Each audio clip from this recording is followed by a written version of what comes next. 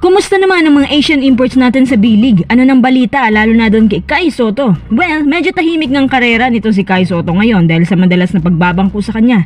At alam nyo ba na under observation na ito ngayon at posibleng i-release ng Hiroshima? Actually, may napupusuan na rin ibang bigman ng Hiroshima mula sa ilang Euroleagues kaya dapat magpakitang gilas na talaga si Kai kahit sa loob lang ng ilang minuto na binibigay sa kanya. Second update, nako, eto, magaling na bigman to. AG Edu, pinagpag lang si Kai Sotto sa B-League dahil sa big numbers na napoproduce na ngayon. At ito yung sinasabing ideal at asset na bigman ngayon sa B-League.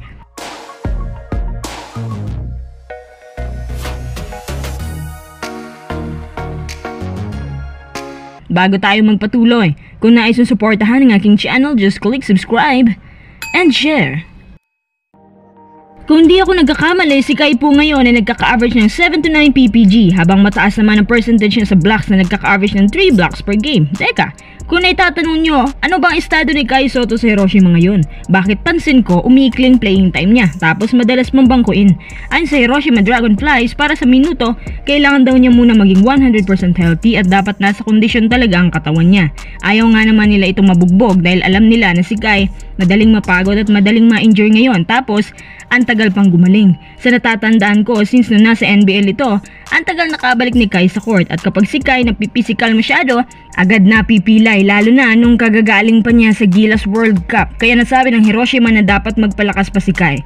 Under observation po kayo si Kai. Kapag hindi siya pumasa, posible na siyang i-release anytime. May mga bigman silang napupusuan mula sa iba't ibang Euroleagues. Kaya naman nila kinuha si Kai kasi may experience siya sa NBL, hindi ba? Mukhang taga doon din ang bigman na kukunin nila. Kapag hindi na rin yun ng Hiroshima si Kai, ano nang mangyayari sa kanya? Base sa aming nasagap na reports, may handler siya na gustong bumalik si Kai sa NBL. Nilinaw din ng handler niya na hindi naman daw totoo.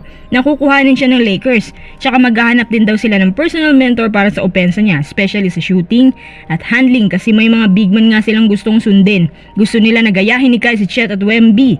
Alam niyo itong mga sungkit na to, lalong-lalo na yan si Wemby, para sa akin, imposibleng magaya ni Kai yan. Bakit? Diyos ko po, sa handling pa lang, naku, ibang klase si Wemby kasi mabilis kahit matangkad, may shooting din at may drive. Higit sa lahat yung depensa niya napakasolid bilang rim protector. Si Chet Holmgren, kahit hindi masyadong scorer pero genius siya pagdating sa depensa.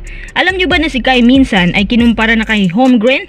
Tapos parehas daw ng playing style. Yung iba sinasabi na mas magaling pangaraw si Kai kaysa kay Holmgren. Talaga, yung former number 1 pick ng Thunder, mauungusan lang ng undrafted na si Kai? Pero hindi naman natin dinadown yung bata. Real talk lang naman tayo kasi yung Hiroshima gusto nila na magpalakas si Kai. Ibig sabihin talaga nakukulangan sila. Pwede na lang kung mag-improve si Kai at tumaas ang stats niya, siguro magdadalawang isip ang management at bigyan siya ng contract extension.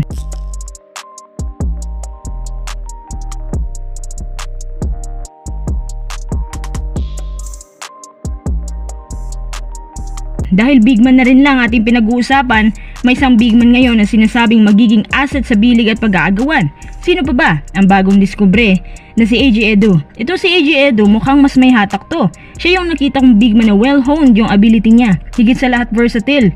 Kung paano siya gumalaw, kung paano yung handling niya, grabe mabilis at maliksi, yung athleticism din, umaapaw. Alam niyo ba na ang Gilas stint niya ang nagbigay daan kaya nasa B-League ngayon ang bigman na to? Bigla siyang na-discover at agad siyang kinuha ng walang kuskus balungos. Agad siyang nabigyan ng long-term contract at limpak-limpak na sahod. Sabi pa ng ilan, pinagpag lang daw ni Edu si Kai sa B-League career. Sana kahit kagaya lang ni Edu si Kai na may motor at drive, hindi yung puro hype. Marami pa rin kasi nagsasabi na hanggang tangkad lang daw si Kai.